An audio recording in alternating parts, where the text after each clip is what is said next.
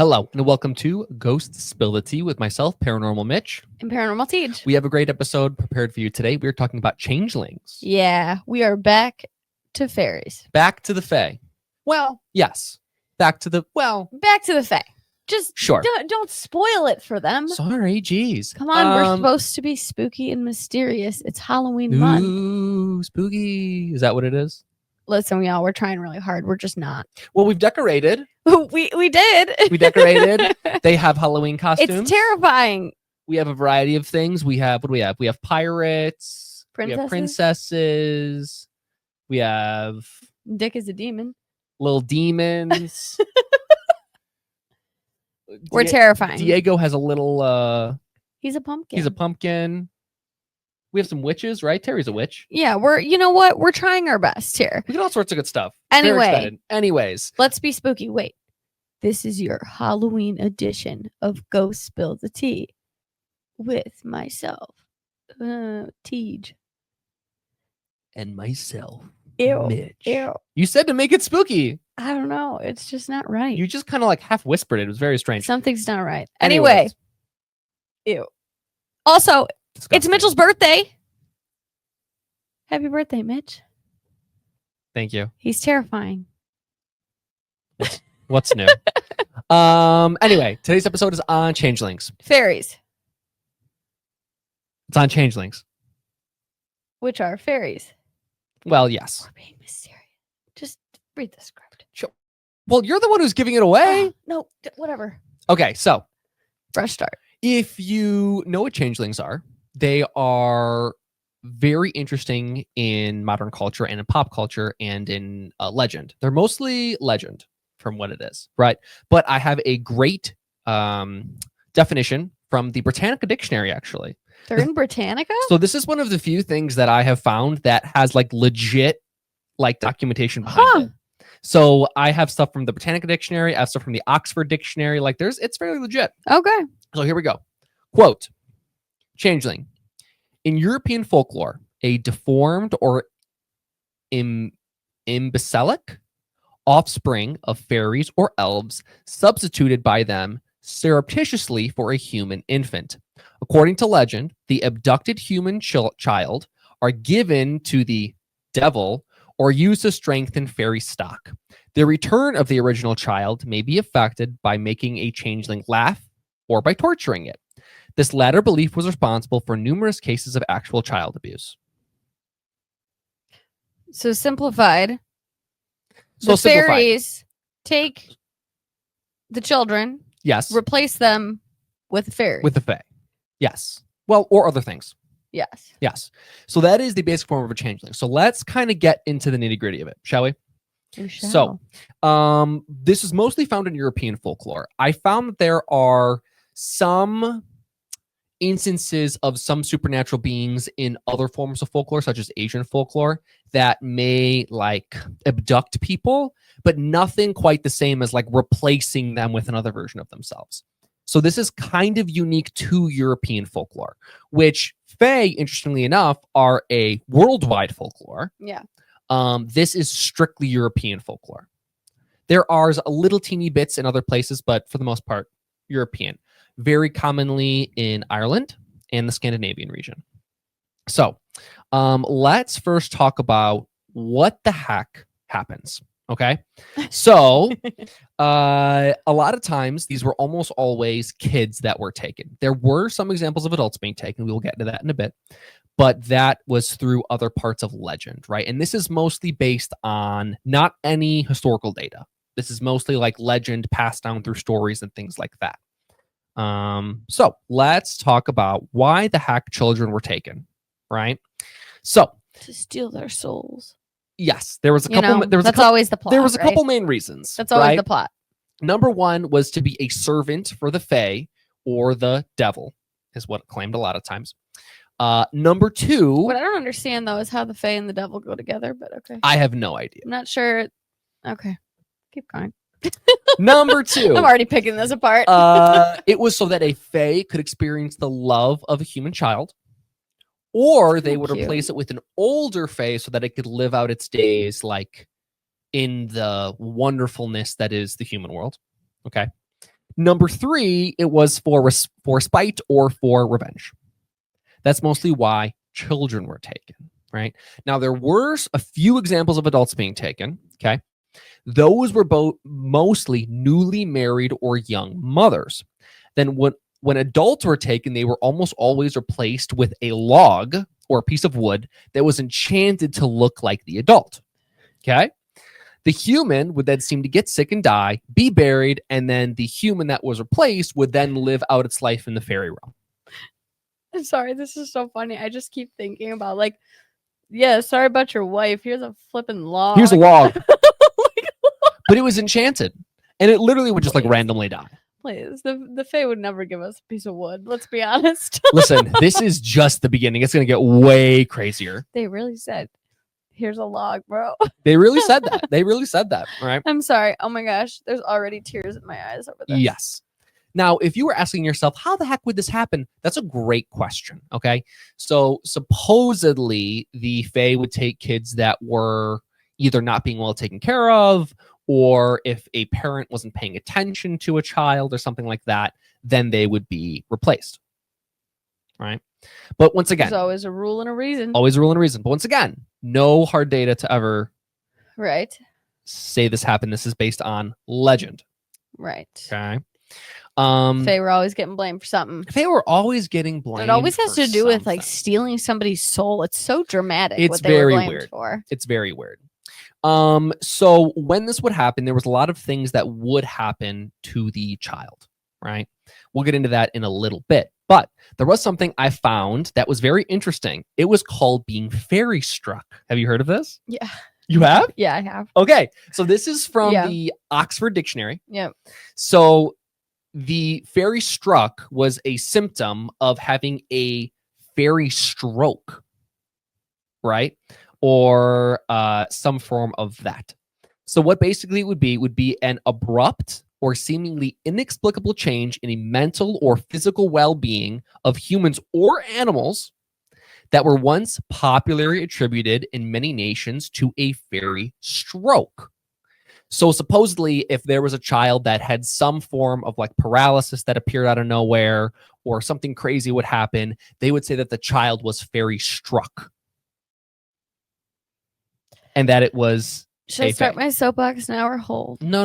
We got lots and lots of time left. Right. Okay. Now, this could happen to adults or humans. So basically, it was a justification for what was going on. It was a way for people to explain what was happening. Right. In a very poor way, but a way that could explain what was happening. Right. Yeah. And that's the interesting thing about like mythology and these legends is like, you know, there's stuff that happened. And then there's other stuff that was kind of created as a means for human beings to better understand tragedy. And we see that a lot, right? And I think the Fae actually get it more than a lot of groups where it's like, oh, okay, you know, this happened to people, this happened to a child. So rather than saying, you know, this world stinks and something bad happened to this person, it's, oh, well, the fairies did it. Yeah. Because it's easier to blame the Fae or, you know, something we don't understand. We don't understand than to just say like, hey, my genetics weren't great. Yeah. Or, you know, hey, this accident happened. It's a way to explain away tragedy. Which is really common. It's a coping mechanism. With a lot of different things. It's a coping mechanism. Think about like astrology, right? People didn't know why stuff was moving in the sky, and then one day someone gets sick on a full moon, and they're like, "Oh my gosh, the full moon causes sickness," right? Correlation is not equal causation. Right. So it was a way for people to justify what the hell was going on. Or like, oh, me and my boyfriend of years before medicine didn't work out, and that's because, you know, I'm a Leo and they're a blah blah blah. Yeah, you know? Right. Which people still do it today, right? Yeah, I mean, sometimes I used to do that shit. Of course, everyone does it. So let's say you have a child that is abducted and you have a changeling in your home. What are the main characteristics? Do you know these? Yeah. I was talking to you about these a little bit. These are really fun. I've done a lot of changeling research because it actually really upsets me. We haven't really gotten into why, but well, that's way at the end. Characteristics, and just be thinking about what this reminds you of, folks out there. We're bearing the lead. Go ahead. Yeah. So strange behavior, which was often things like not making eye contact, flapping hands, savant type skills. They were really good at something and they were never explicitly taught how to do it. Maybe they talked funny. Maybe their kid was normal for a couple of years and then there was a massive regression. Things like that. Were all changeling behavior. What does that make you think of? There's probably more that I missed. There's a couple of good ones, right? So some of the good ones, you touched a lot of the behavior, Yeah. which was a really major. That was the biggest thing. A major thing was like there was some random behavior that happened that could not be explained logically. Yeah. Some other characteristics, they would possess some sort of shape-shifting power. That's right, the shape-shifting. Interesting. This is one that was weird. They were ravenously hungry and would eat the family out of house and home. Okay, which we'll get into a little bit more later. Yep. They were possibly sickly. They would grow either too fast or too slow, or some form of, strangeness going on. They would have some form of bizarre physical characteristic, which for some reason the example was a beard or long teeth. I'm not sure why that was the example that was given, but that was the example that was given. Okay. And you touched on a lot of the behavior, right? They may be able to prodigy in some way. They may talk, sing, and dance.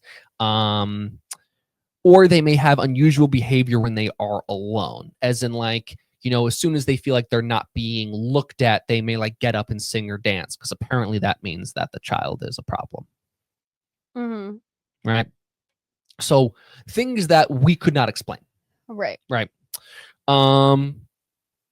Other things would be things like resistant to learning, the flapping of the hands, shaking, fidgeting, weird movements, mischievous behavior, anything like that. The interesting part is this was made very clear in what I was reading, that there was, once again, no hard literature to describe what the actual characteristics were. It was a lot of times like the characteristics were something is wrong, and the case was meant to fit the description of the changeling. So it wasn't like a changeling has ABC. It was that something is weird. It might be a changeling because it's weird, right?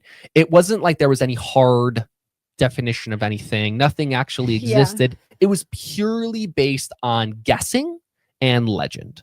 Like that was primarily what it was. But this was legend for a very long time, which we'll get into in a bit. I mean, up until almost like 1900. Yeah. Which is not that long ago. Yeah. We had like some modern medicine things then. So that was pretty wild. Anything else you want to touch about before we get into some other crazy things? No, I'll hold it. Okay. I'll wait. I'll wait. I'm exercising restraint. You're exercising restraint. You're doing great. Thank you. I'm trying really hard. So let's say we've learned about what a changeling is. We've learned about what happens. Let's say you suspect that you have a changeling, right? What are you going to do to try and drive this changeling out of your house and get your child back? They would torture them. Well, logically, the first thing that I would think of is you set them on fire, right? Yep.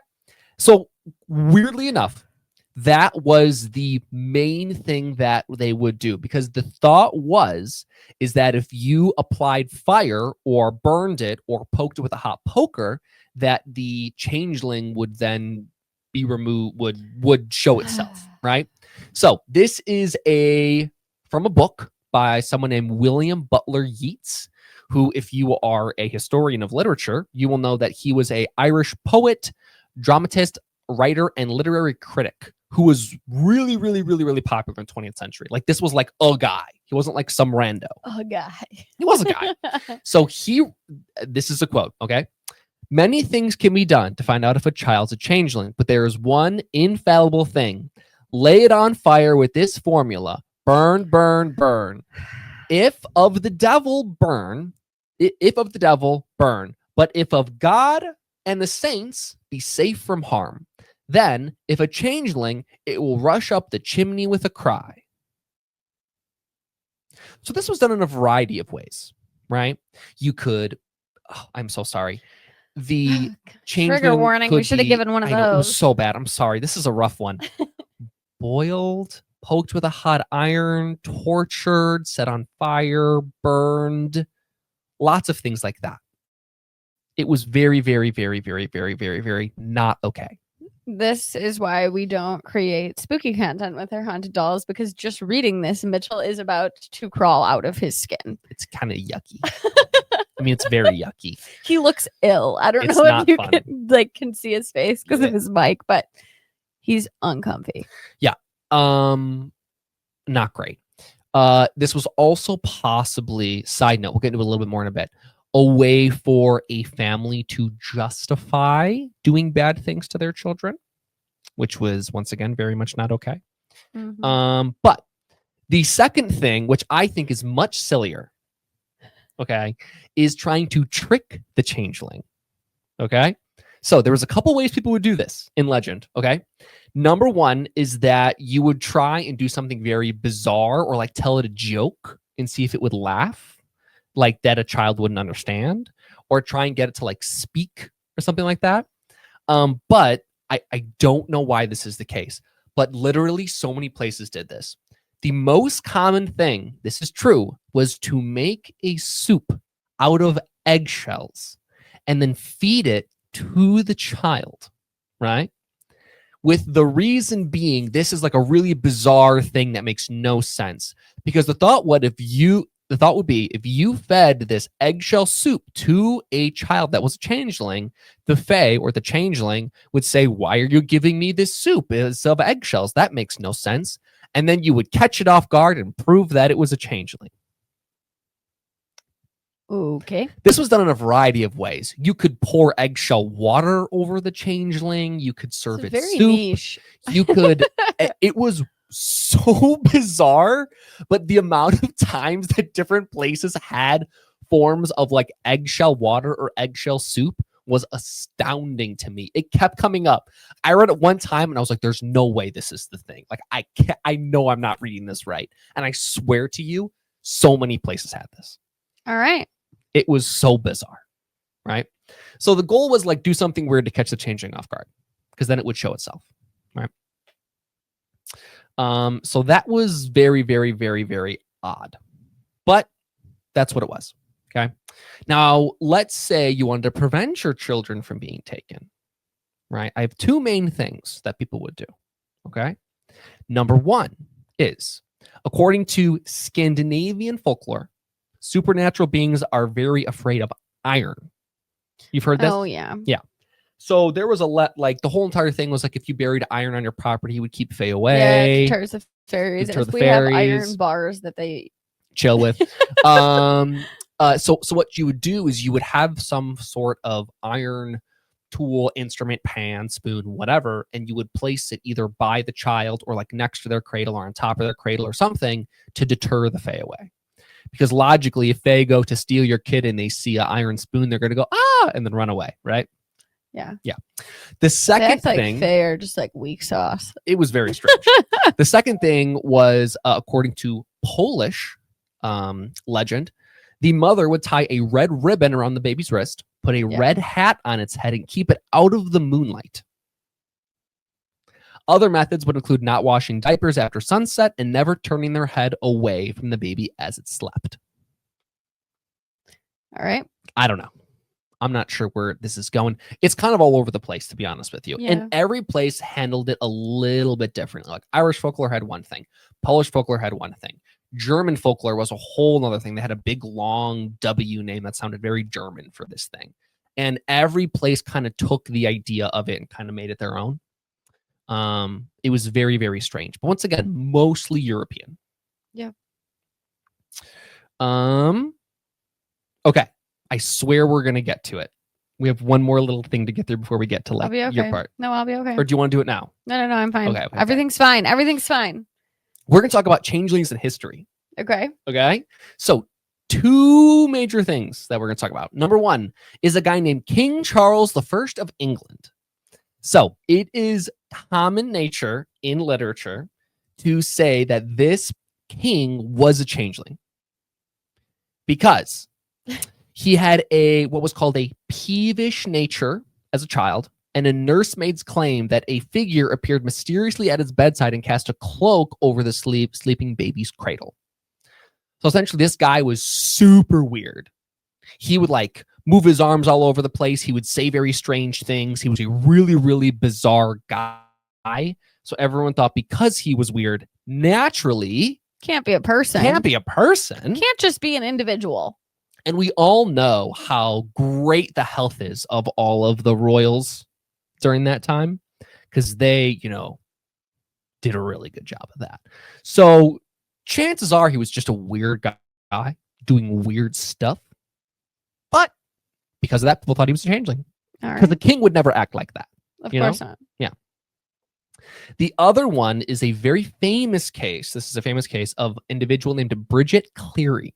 Have you heard about this? A little bit. Okay, so this happened in 1895. This was kind of like the cap of the end of like the changeling era. After this, it kind of died off into the 1900s, but this was kind of like the end all be all after this. So Bridget Cleary was a Irish woman. She was murdered by her husband in 1895. He believed that she was a changeling. Okay. So according to autopsy reports, she was either immolated or burned alive, which is kind of the same thing. But the husband's motive was his belief that she had been abducted by fairies and replaced with a changeling. So he claimed he did nothing wrong. Okay. Right? So it's like the insanity plea. It is the insanity plea. So he goes and he says, this wasn't my wife. Right? So here's what happened. Okay. So Bridget Cleary, all of a sudden in March of 1895, she gets very ill and she is diagnosed with bronchitis. Okay. A physician visits her home. And soon after that, a priest came to administer last rites, which essentially means that she's not going to make it. Right. Right. And this happened pretty sudden, kind of out of nowhere. Right. So As illness often did back then. well, I mean, think about it. It happens all the time. Yeah. Right. It was 1895. Right. They didn't have,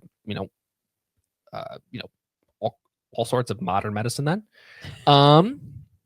So this happens, right? Her father and husband accuse her of being a fairy to take Bridget's place. As a result, urine was thrown on her, and she was carried before the fireplace, so next to the fire, to cast the fairy out. Okay. How'd that go for him? Oh, we're going to get there.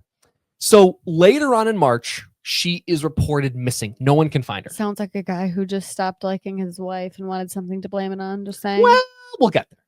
So Men. tell me about it. So she disappears, right? And no one knows where she is. And her corpse is basically found in a shallow grave about a week later, right? And it's burned. Okay. They don't know if it was before or after her death or anything like that. So what happens is her husband then comes out and says, that was not my wife. That was a changeling. I did not kill my wife. And you know who else is on his side? Just another excuse to do something bad to women and not be held responsible for your actions, brother. And you know who else was on his side? Her father. Of course. They both said, Of course. this wasn't my wife. This was a changeling. This was a changeling, right? And that they hardcore believed it. Like, I'm sure we're they in on did. it, right? Yeah. So as a result, this is really interesting. There was like 20 people who were convicted of her murder. Everyone who had visited her was accused. So it was like the family members, the aunts, the uncles, the cousins, the husband, the parents, like all of these people were in this part of this case. Okay. And almost every single one of them was convicted of some form of criminal charge. Yes. Every single one. Get them. And it was from a variety of things like, like neglect to, all these other things that kind of happened, right? The husband, okay, the person who he said he killed this thing, right? But he once again claims a changeling. He is convicted of manslaughter, okay? Is sentenced to, I believe it was 20 years. Yes, convicted of 20 years in prison. He spent 15 of them, was released on good behavior, obviously, was subsequently released, and then changed his name and lived the rest of his life in a different country. That's about it.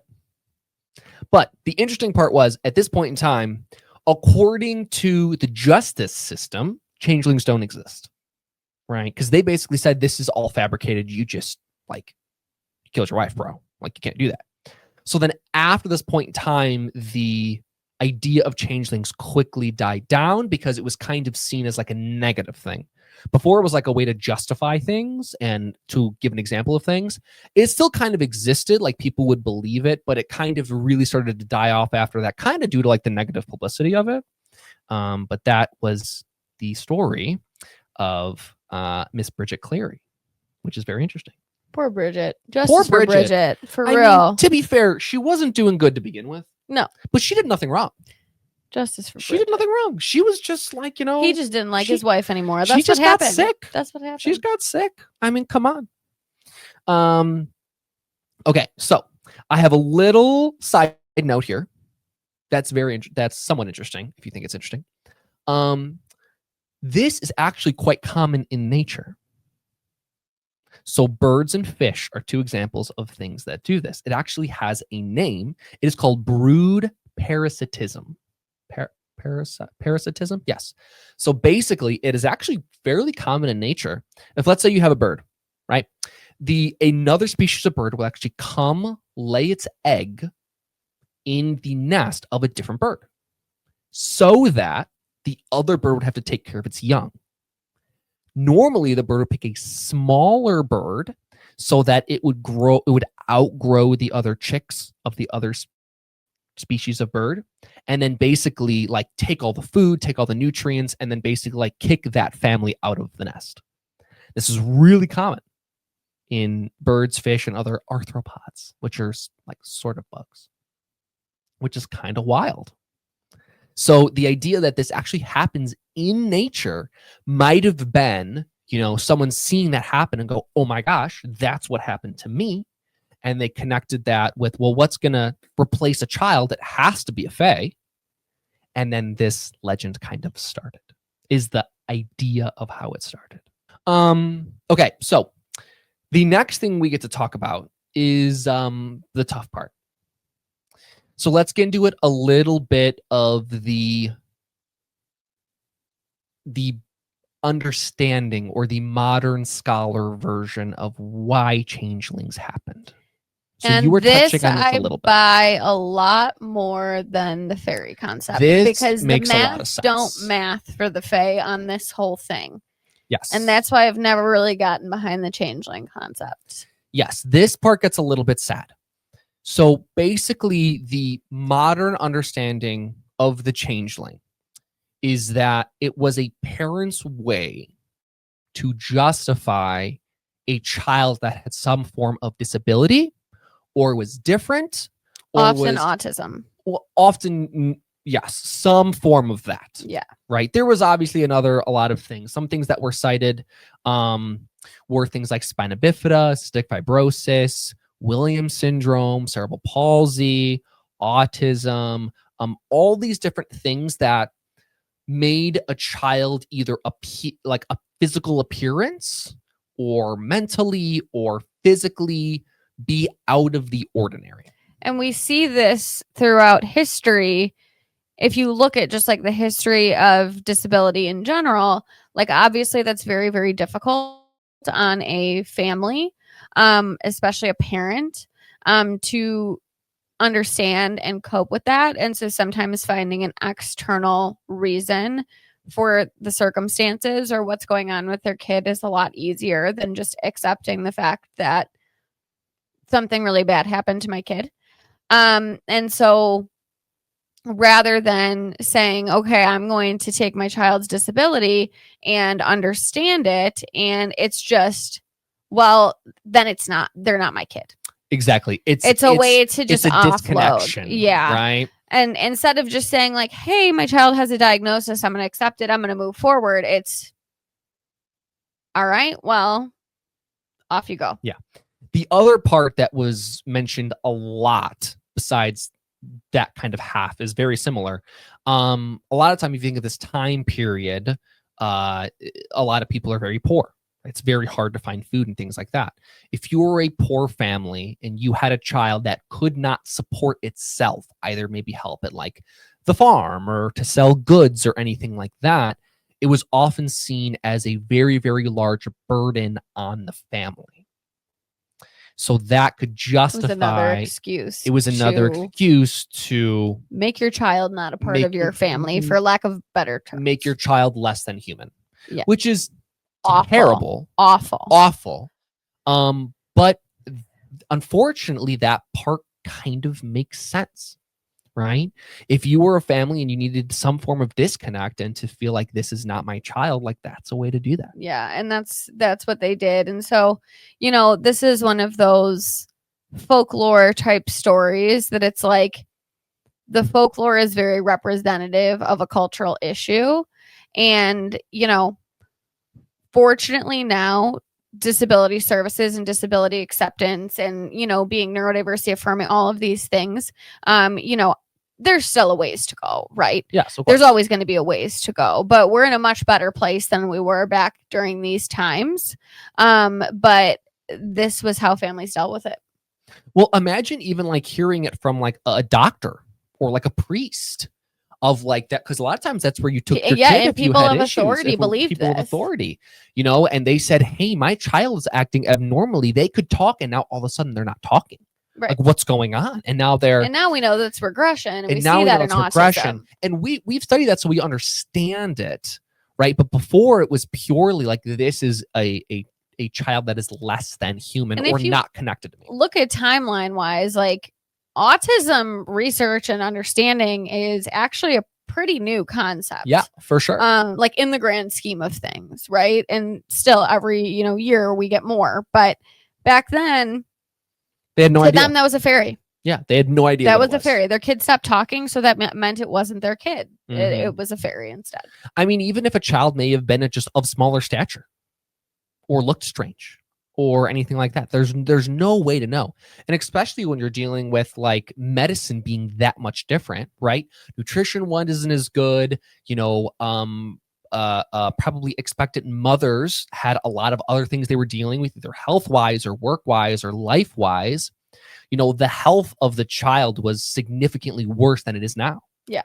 So that is just another thing that makes it harder and harder. Right. Right. And it's incredibly sad. And I will get into some ways a little bit to support that. But that is the general idea behind the changeling. It's very, very sad. Yeah. So it's what a lot of people think is like a paranormal concept, but it's really not. It's really not. It's really not. It's actually it's more similar to the poltergeist concept. Yes, where absolutely. It's more of what was once believed as paranormal, but is now been proven to be psychological. Yeah. Which there's always this, this parapsych overlap, and this is definitely one of those. Definitely one of them. A heartbreaking one. This one's really sad. But yes. Anything else you want to add? I don't think so. I have two things I want to mention that I found. First, I did not know this, but March 1st is the official Disability Day of Mourning for neurodivergent children. So if you would like to celebrate that, it is on March 1st. It is a day of mourning for those children who have been killed by their family for having a disability. I did not know this was a national day, but it is March 1st. So all those changeling victims out there. Yeah. The other thing I wanted to mention is I got a lot of this research from a really, really, really great article by an individual. The author, the name is Kaylee Whalen. I hope I'm pronouncing their name correctly. They work for the Autistic Woman and Non-Binary Network. If you're interested in their website, it is awnnetwork.org. The name of the article was Changelings and the Folk History of Autism. I thought they took a really interesting look in tying it all together. It was really, really, really well done. I thought it was a really, really, really well-cited article. So if you're interested in that, please go check out their website. They have some really, really cool stuff on there. And they have some books as well if you're interested in. But I just really liked their article. I thought it was written really well. It had a lot of really great information. So I just wanted to shout them out. Yeah, because it was absolutely. great. It was absolutely love that. Yes. But that kind of sums up our sad episode. Really on sad Changelings. episode. I'm And it so kind of sorry. gets sadder, to be honest with you, with our spirit of the week. Because we do have a changeling case of our own in do. our house. Yes. So we're gonna take our commercial break. Get your tissues. It only goes downhill from here. Sorry, this is not funny week. Get your tissues. We'll be back soon.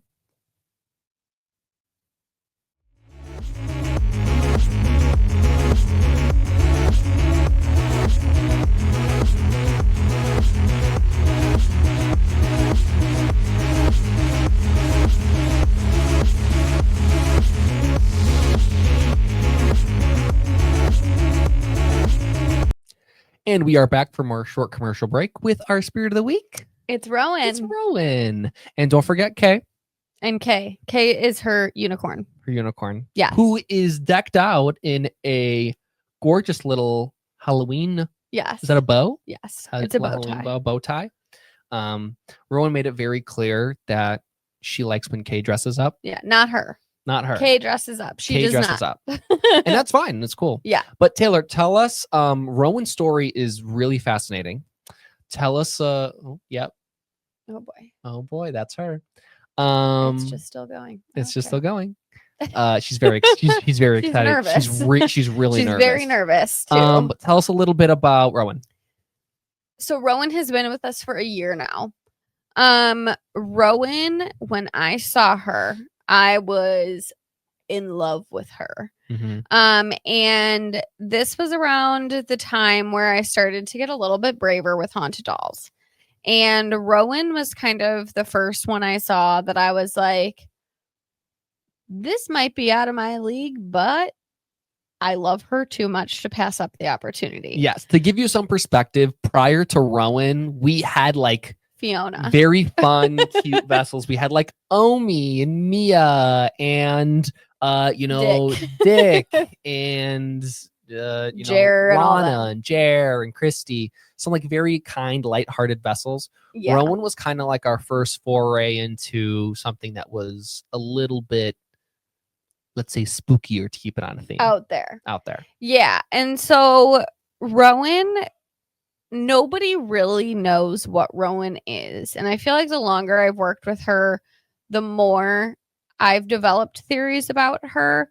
And I've gone back and forth on my theories 1,000 times. But basically, Rowan has elemental properties, which makes her unique. She loves fire. Not as much as like a traditional fire elemental, but she does like to play with and manipulate fire a little bit. She also has a thing with thunderstorms. When it thunderstorms, she gets kind of wild. She also has this monster thing. So, and that's what kind of makes her spooky. Although I don't find her spooky. No, at all. She's not scary. But that was what kind of, we were like, oh boy. So Rowan is interesting, and the theory was that she was a changeling, maybe, when we got her. The original investigation theory from prior to us was that she was a changeling or something else. They weren't sure if she was human or not. They said maybe she could be human and she's just a unique kid. She could be a changeling. We don't know. The reason why this theory came to be is because Rowan has human memories inside of a human home with human parents, but she shows memories of, in dreams and things like that, of different monsters and creatures, and she has this very bizarre sounding voice. And so the theory was that she was a changeling, also because unfortunately Rowan was the victim of a changeling situation where her parents at 5 years old said, this is not our child anymore. This must be a fairy. And they unalived her and buried her under the floorboards in their kitchen. Terrible. Like breaks my heart. So like, sad. Breaks my heart. And this episode I think is fitting during October for spooky season, because I truly believe that this whole episode is a really good example of how the living are a heck of a lot more scary than the other side. Because this stuff to me is way scarier than ghosts flickering the lights, right? Like these were human people who did this to their 5-year-old child. And so Rowan, shares all of these like memories of monsters, and she alerts us of monsters that she has seen. And she shows them to us. And that was why people were like, maybe she actually is a changeling. But the longer I've worked with Rowan, the more I think that like Rowan probably was a little kid who was probably was what I think was very, very gifted.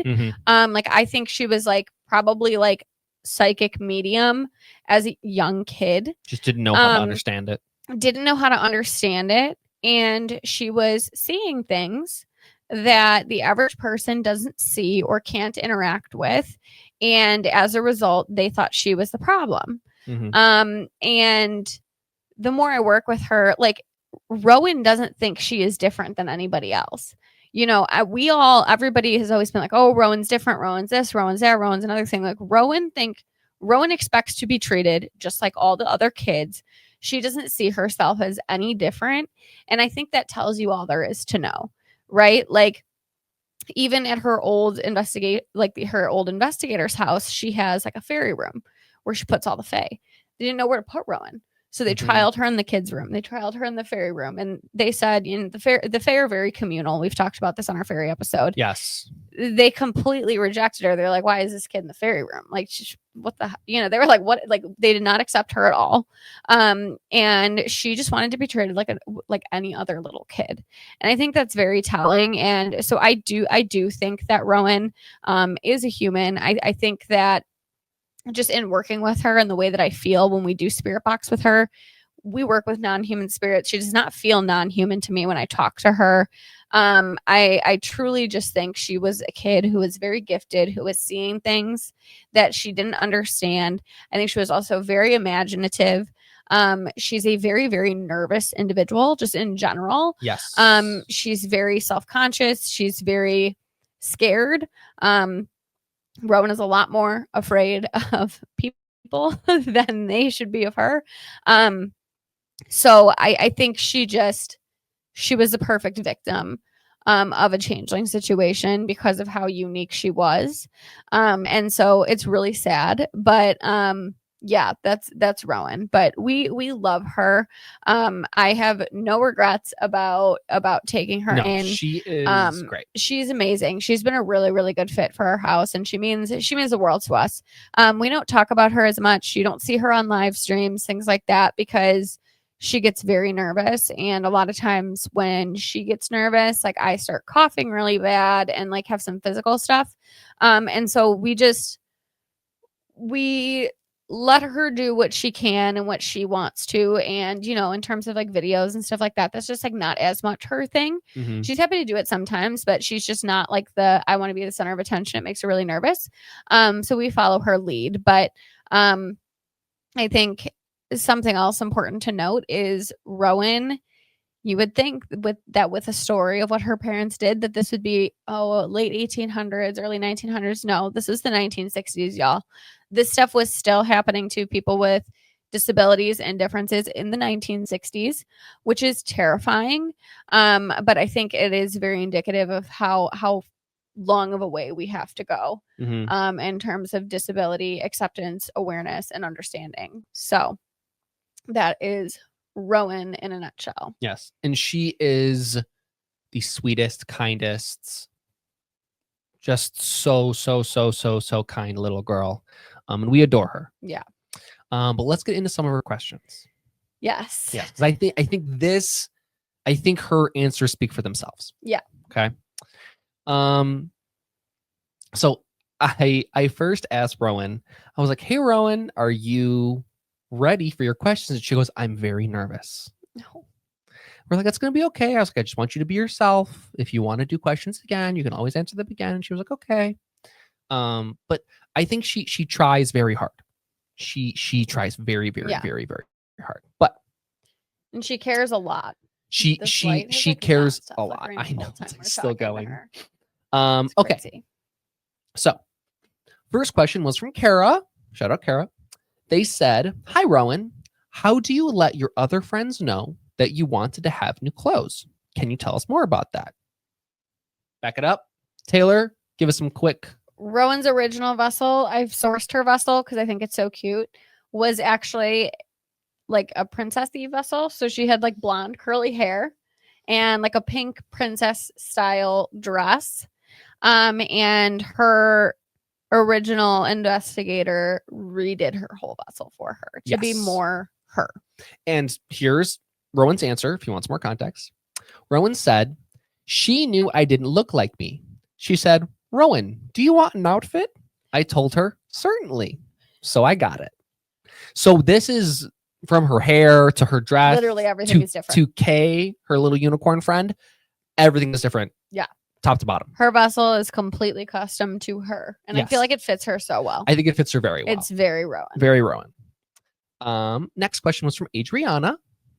They asked, "I wanted to start out by saying I absolutely love your vessel, and I was wondering what your favorite animal is."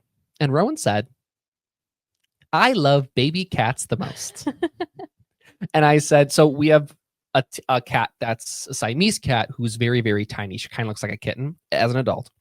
And I said, "Does this mean that you love Sylvie? Is she your favorite cat?" She goes, "Oh, yes." Oh, yes. Which she's a lot of our spirits' favorite cat, by the way. But so that was She's wonderful. pretty irresistible. She She looks like is. a little muffin. You and this cat. It's Taylor's cat. She's obsessed with Yes. her. Okay, next You gave question. her to me for Christmas. I did. You're welcome. Was from Kim. Shout out, Kim.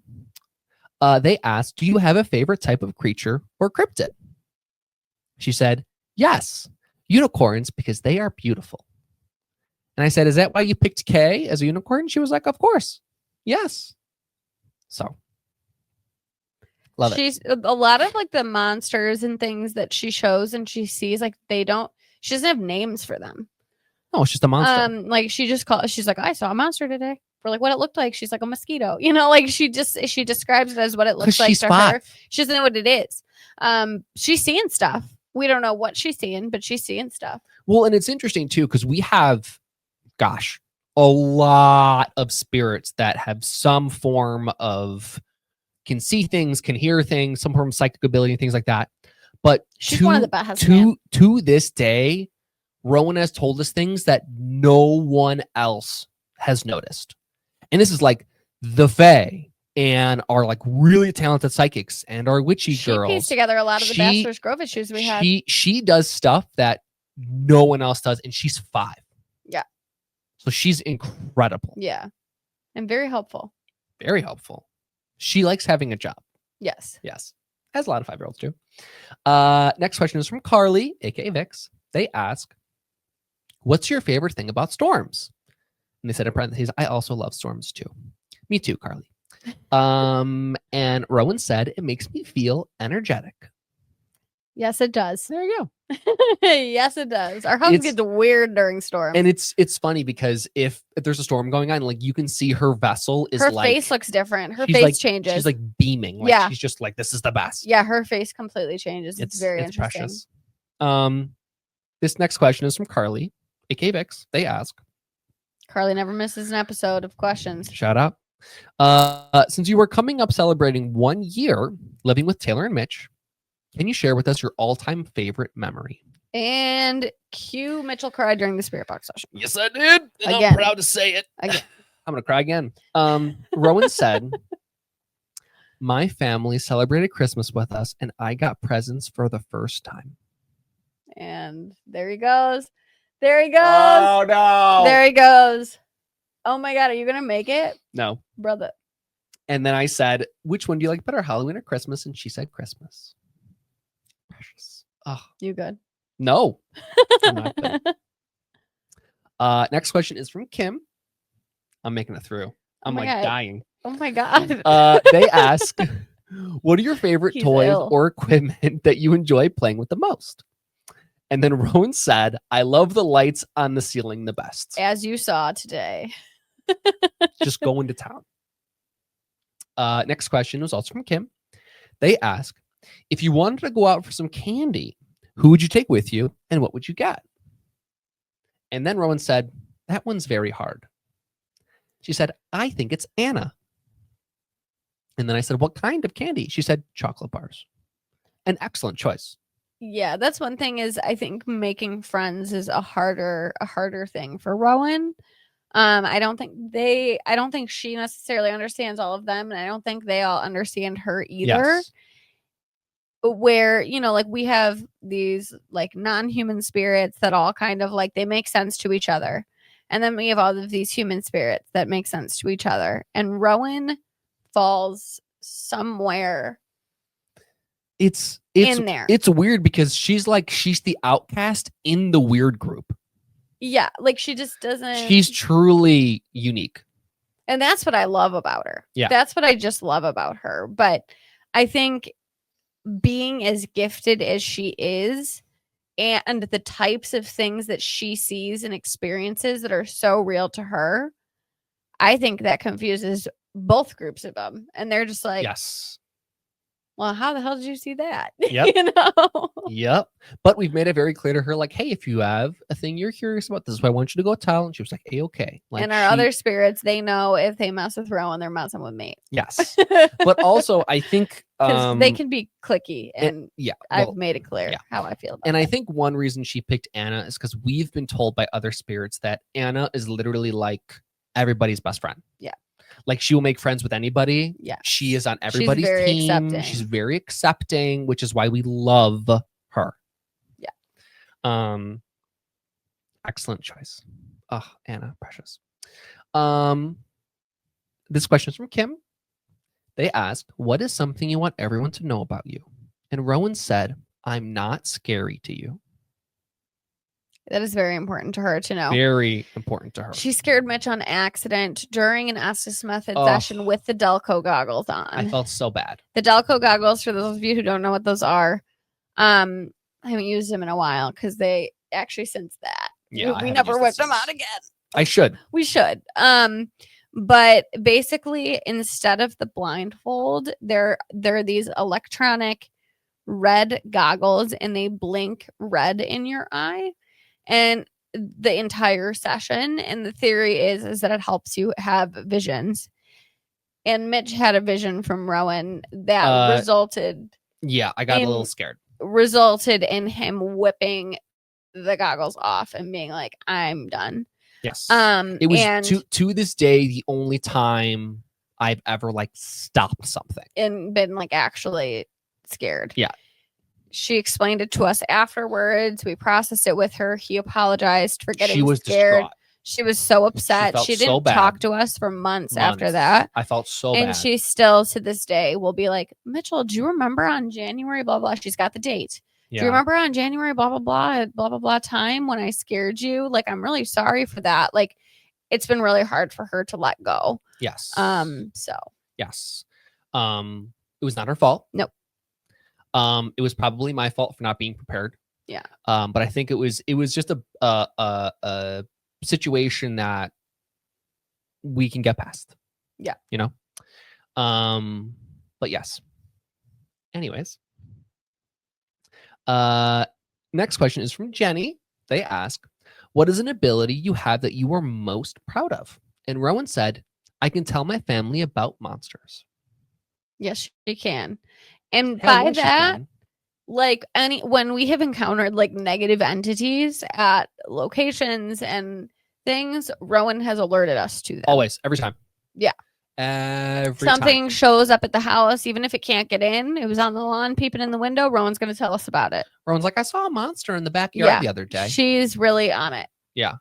And then she's like, I told someone about it. And then what did you say that one time? She's like, I told it, get out of here. You're small. Get out of here, you loser. Or something like that. So cute. But it was like how a 5-year-old deals with it. Like it's 5-year-old demon slayer.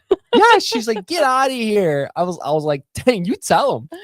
And we love that about her. Next question is also from Jenny. They ask, what's something you can do that most other spirits can't? And Rowan said, I am good at restarting fire. There you go. We have seen her do that before. We have seen her do it. We were watching a movie one night in the winter. We have like a wood burning fireplace. and we were watching a movie night one night when down there and the fire went out, and Mitchell was like, man, I really don't want to get up and restart the fire. Like, Rowan, can you help with that? Fire was boom, like right away. We were like, wow. We were like, wow, that's nice. It was pretty cool. It's quite a service. Quite a service. Next question is from Jenny. They ask, are there any spirits in the house that you didn't think you'd be friends with, but you are? And Rowan said, I like that man, Diego. This was such an unexpected and answer, I said, y'all. Rowan, what do you like about Diego? And she said, he is actually good at playing vampire game with me on Wednesday afternoons. We play it. We've never heard of this before. I don't know what vampire game is. Naturally, I said, Rowan, what are the vampire games? And she said, yes. Everybody pretends to be vampire, and we play tag, but can't get caught in the sun in the house. To be honest, I want to play this so bad. It sounds so fun. Like, this really sounds fun. And then she was like, do the kids play it? And she said, yes. So Wednesday afternoons in our house. Maybe that's why Wednesdays are weird on my live. Could be. Maybe that's what Weird Wednesday is all about. Maybe they're playing the vampire game. They play vampire game. And Diego and Rowan. Apparently. Partners. That was very surprising. I did not expect that at all. Yeah, but let's also remember that every single person we've ever talked to about Diego has said that he is the sweetest man on the entire Diego is planet. one of the most liked in our home for sure. He's like by other spirits. He's just the greatest. Everyone loves Diego. Literally never heard a bad thing about Diego. Mm-mm. Everyone thinks he's the coolest guy ever. Love Diego. He's a glue guy. That was our final question. So I asked Rowan, do you have any final words? And she said, yep. Happy Halloween, everybody. Goodbye. My heart. She's Love so cute. her. Love her. We adore Rowan. She is one of a kind. There will never be anyone else like her, and we love her for that. Yeah, we are very, very lucky to have her. Again, this is a Halloween episode, but not some of the scariest things are among us every single day in the living world, and there is nothing paranormal about it. Yes. And I think Rowan is a good example of that. Her story illustrates that pretty unfortunately well. So I hope you enjoyed our first episode in our Halloween October episodes. Yes. Very, very fun. Catch us back next week for some more Halloween stuff. If you would like to learn more about that article I talked about earlier, I think Taylor said you're going to post it in the description. Yes. Perfect. We'll link it down there if you want to go read it or go support them. They were incredible. Go read their article. Otherwise, Taylor, if they want to find more about you, where can they find you? I'm on TikTok. I'm also here on YouTube. We have a Discord server of incredible people. Very important to join this month if you're not already in there, because we, as many of you know by now, have October things happening. Haunted doll paranormal things happening 6 days a week in October. 2 of the days are here on YouTube, 2 of the days are on TikTok, and then 2 of the days are on Discord. We have Discord events on Tuesday nights. We're watching scary movies, Halloween movies. And then on Thursday nights, we're doing a variety of things, from Ouija board pendulum nights to mediumship nights where you get to practice your skills. Please join us over there. We would absolutely love to have you as part of our community. Everybody is welcome. Where can they find that calendar? That calendar is posted everywhere. It is posted. If you go on my channel under posts, the full calendar is there. If you want a printable version, people asked me for a printout copy. That is linked as a file in the announcements tab on Discord. There you go. Yeah. Very, very nice.